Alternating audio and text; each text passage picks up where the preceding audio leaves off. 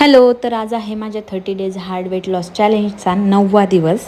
तर रोजच्याच प्रमाणे 4:30 वाजता वरती गेले आणि 6:30पर्यंत वॉक केला. त्यानंतर 6:30ला हा व्हिडिओ शूट केला आणि मग खाली आले.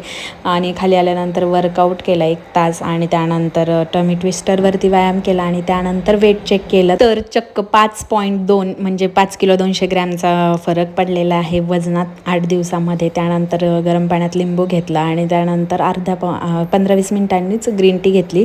ग्रीन टीमध्ये लिंबू पिळून घेतलं आणि त्यानंतर दुपारी लंच केला. लंचमध्ये बाजरीची भाकरी, वांग्याची भाजी आणि सॅलड घेतलं आणि त्यानंतर 15 मिनिटांचा वॉक केला 1 तास आणि 1 कप ग्रीन टी घेतली आणि डिरेक्टली डिनर दाखवते आहे. डिनरमध्ये मटकीची भाजी, आळूच्या वड्या, थोडीशी भाकरी आणि सॅलड. त्यानंतर परत 15 मिनिटांचा वॉक आणि 1 तास आणि ग्रीन टी.